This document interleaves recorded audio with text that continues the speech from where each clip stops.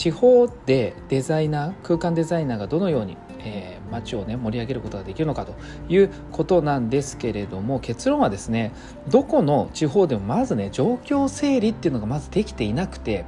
要は自分のことって意外とわからないじゃないですか。僕もそうなんですけど、で他の人に言われると、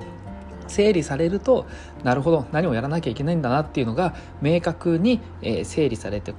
実行に移しやすくなるので、まずはたくさんアイデアを出して、費用負担がね結構少ないもので効果がね高いものを実行してみて、そこから次の手を考えるということを繰り返し続けると、繰り返しやるというところしかありません。でね、これなんでそう思ったかっていうと、先日ですね輪島市の朝市にね行ってきたんですけれども、あるね飲食店というか、全体的に商店の飲食街みたいな感じの集客についてご相談があったので、行ってきました。輪島市の街並みってめちゃくちゃ綺麗で、他の街よりも圧倒的にね街のインフラにお金をかけているっていうのがもう一目瞭然なんですよね。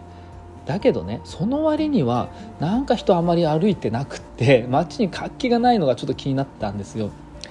これはね後々理由がわかるんですが、ここでは空間デザイナーがねどのように街を盛り上げることができるのかっていう具体的な話をしたいので、その人がいないっていう裏事情みたいなものは機会があったら話しますが、まずですね、こういった地方の相談事っていろんなところにあると思うんですけれども、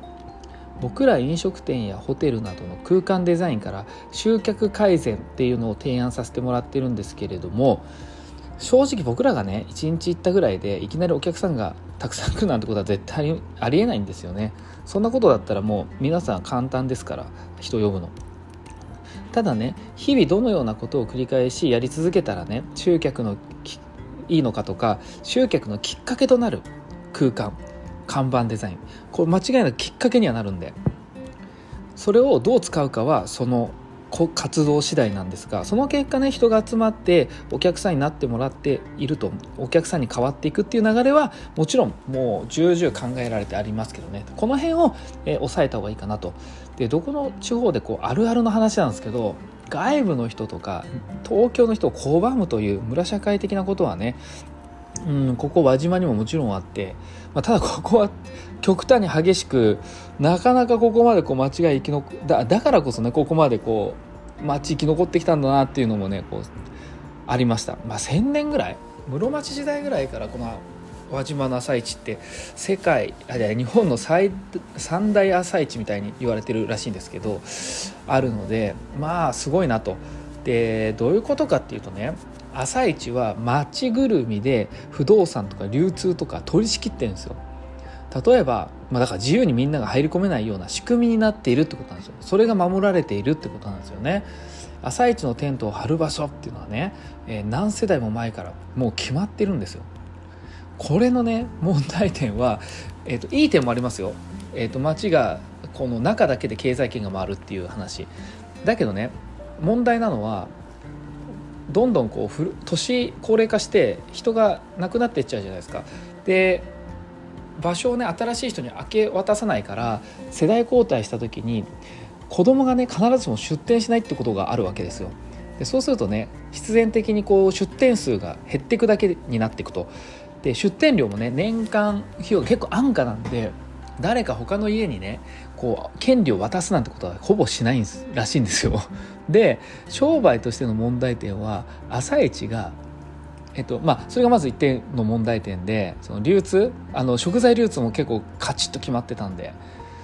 これが町全体との問題で、もう一個がね商売としての問題もあって、朝市が開催されている8時から12時っていう時間なんですけど、だいたい8時半から11時半でもうほとんど店がなくなってると思うんで、片付け始めてると思うんですけど、やっぱね商店街の目の前にテントがザーって一気に全部毎朝ですよ。月 1,2 回休みがあるみたいなんですけど、毎朝やるんですよ。ってことは、そこの商店街の店は午前中は基本的にはねもう商売できないじゃないですか。で、11時半から飲食店としての集客って絶対ランチとディナー、11時半のランチ、17時からのディナーとかじゃないですか。その時間帯に朝一目的のお客さんってもう引いてるんですよね、比較的。だから商店街としてのランチ需要っていうのが実際あるはずなのに、飲食店があまりないしやってないんで答えられてないっていう状況がまずあります。朝どうしても近くのホテルでビュッフェ食べて、朝ごはん食べてちょっとお腹いっぱいになるじゃないですか。多めに食べちゃったりしますからね、そういう時って。で10時とか、9時とか出てきて、干物とか野菜とかいっぱいあって、うわ面白そうっつって買うわけじゃないですか。でもご飯食べようって11時半ぐらいになった時には店がなくなってるわけじゃないですか。でその裏側の飲食店ってあんまいないってことなんで、なかなか街としてとか観光客目線で言うと、じゃあ違うとこ行こうってなるわけですよね。多分朝一行って違うとこ行こうって。干物や野菜などを購入することはねできるんですけど、お土産に買って帰るってことはもちろんできるんですが、食べることができないってことなんですよね。飲食店あるはあるんですけどね。でこのような、ね、条件を整理していくんですよ。一個ずついくつかの解決案を出して実行に移して改善を繰り返せば必ず結果は伴ってくるんで、例えばね、朝市全体でどのようなものを売っているのかっていうのが正直分かんなかったんですよ。要は朝市全体マップみたいなものがなくって、でその際に現状大きな看板を設置するっていうのはもちろんコストはかかりますから、設置位置をすぐ移動できるような、要は朝市のテントの時は、見えないけどとかあるじゃないですか。でテントがなくなったら見える場所とかもあるじゃないですか。それによってね、どういう効果があるか設置位置を後で変えられるようにしておかないといけないじゃないですか。なので、すぐ移動できるように日よけのれんで全体マップをつけると。で日よけのれんの全体マップは観光客の道しるべになるので、朝市全体の利用者も便利になりますしね、まずは足を止めてもらえて観光客のそこの場所の滞在時間を伸ばす効果ありますよね。それをもし飲食店街にぶち込めばそれはそれなりに効果あると思うんですよ。こんな感じ、一つの事例ですけどアイデアをいくつか出しながら、実行してみて結果を見て改善を繰り返すってわけなんですよ。で今日はね、地方で空間デザイナーは街を盛り上げることができるのかというテーマで話してましたが、結論はですね、どこの地方でも状況を整理するってことがまず大事で、整理整頓ですよね。でアイデアもバーッと出すんだけど、もう費用感が負担がさ全部やったらやばいわけで、